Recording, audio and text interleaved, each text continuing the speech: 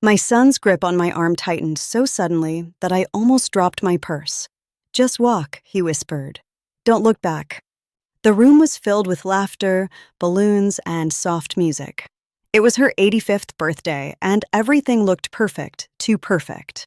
Anyone watching would have thought this was a picture-perfect family celebration. But I knew my son, and the fear in his eyes made my stomach turn cold. "What's going on?" I murmured as he guided me through the crowd toward the exit. "Not here," he said quietly. "Please, just trust me." I had seen that expression on his face only twice before, once when his father's affair came to light, and once when doctors told us the cancer had spread. Both times, our lives shattered within days. So when he locked the car doors and turned to face me, I knew this moment would change everything. "Mom," he said, voice steady but hands shaking. I overheard something. "And it's bad." Inside the community center, the party continued. Through the glass doors, I could see my mother laughing, my sister Linda snapping photos, and her husband Paul pouring drinks. "That's the problem," my son said. "Everything looks normal." He pulled out his phone. "I recorded this in the parking lot. They thought no one was around." Before pressing play, he looked straight at me. "After you hear this, we're calling the police. No confronting them. No second chances." The recording crackled to life. Linda's voice came first, casual, almost bored. "She signed this morning. She thought it was Medicare paperwork." Paul laughed softly. "Power of attorney's officially yours now." My heart slammed against my ribs. They talked about moving my mother into a care facility by Monday. About selling her house within a month. About a doctor willing to say she was confused enough to justify it. Then came the worst part. "They'll give her something tonight," Paul said. "Just enough to make her disoriented." My hands started shaking. This wasn't just betrayal.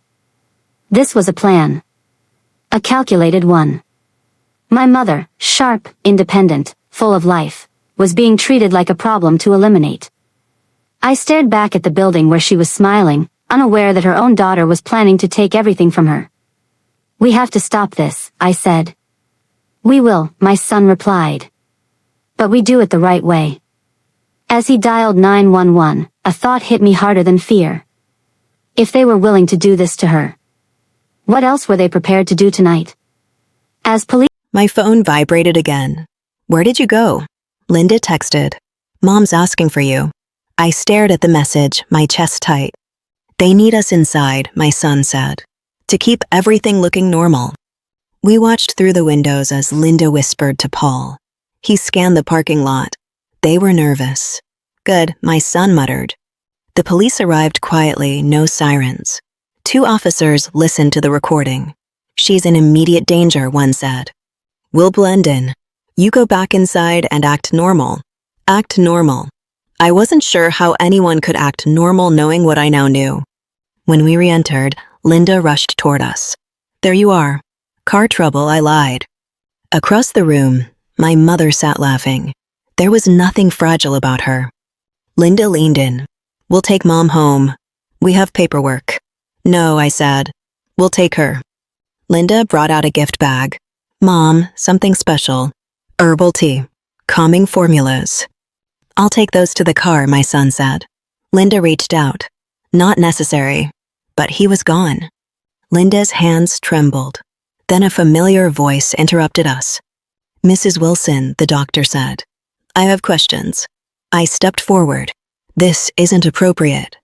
My mother frowned. "What questions?" Before anyone could answer, The lights went out.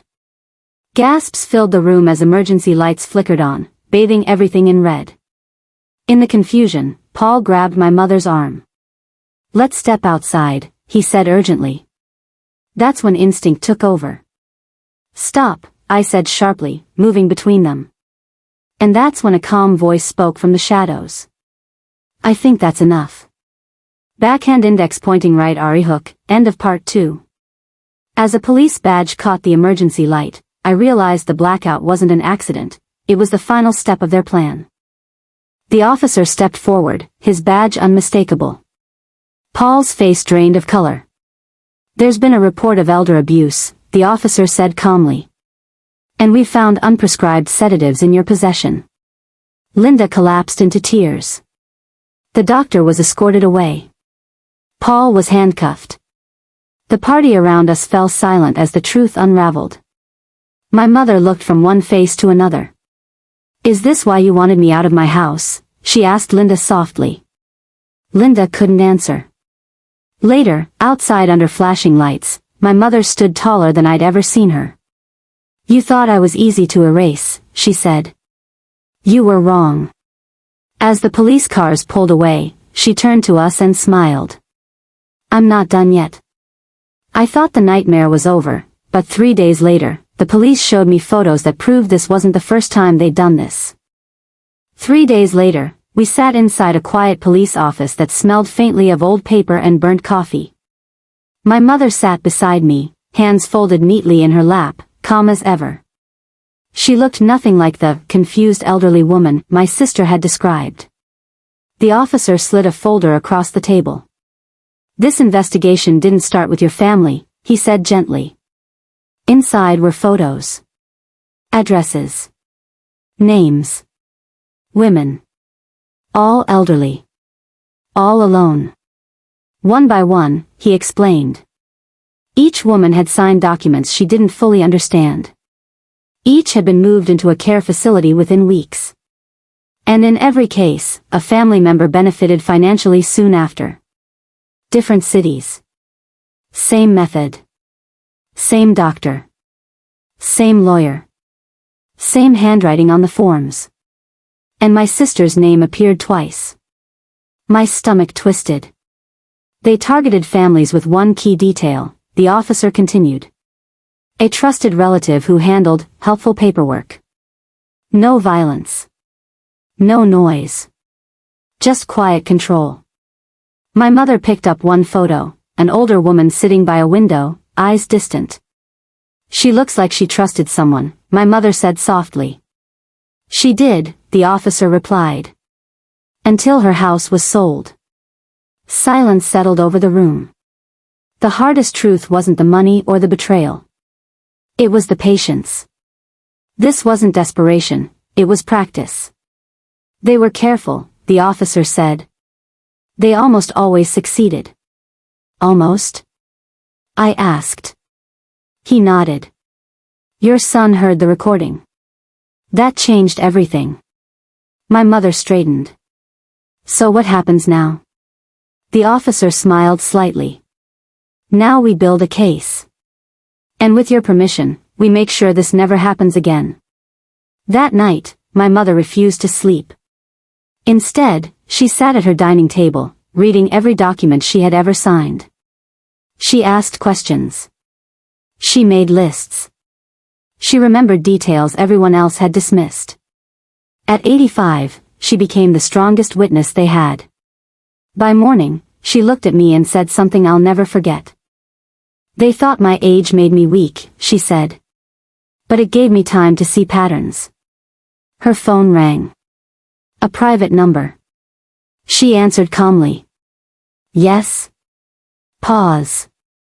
No, Linda. You don't get to explain anymore. She hung up and met my eyes. They're scared now, she said. That means we're close. But fear makes people reckless, and what my sister did next nearly destroyed the entire case. Linda didn't disappear. She did something worse. She went public. Within days, distant relatives started calling. Old friends sent confused messages. Online posts appeared, carefully written, emotional, and false. She's declining. She's being manipulated. We're trying to protect her. My mother read every word without flinching. They're building doubt, she said. If they can't silence me, they'll discredit me.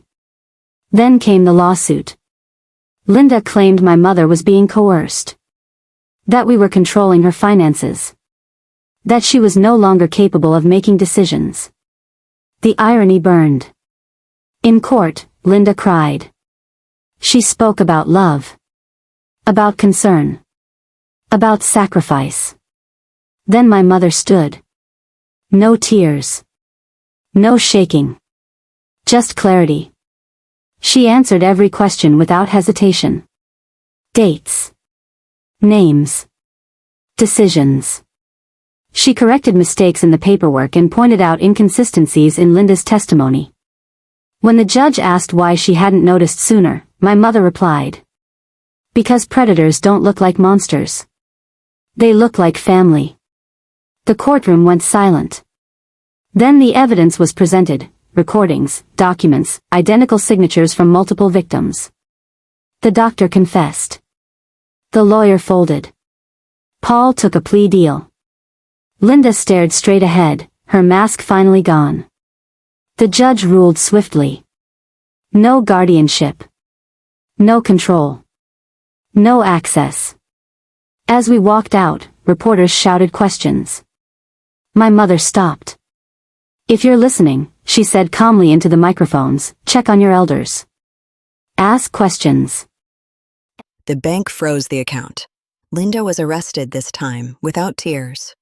The charges were severe: fraud, conspiracy, no deal. Months later, my mother poured tea in her kitchen. They wanted quiet, she said. Let's be loud. She began volunteering, speaking to seniors about safety. People listened. Predators lost power. On her 86th birthday, smiles were real. To time, she toasted. It reveals everything. My son whispered, "Do you think she's done?" "No," I said. "She's just getting started." The strongest comeback belongs to the ones everyone underestimated.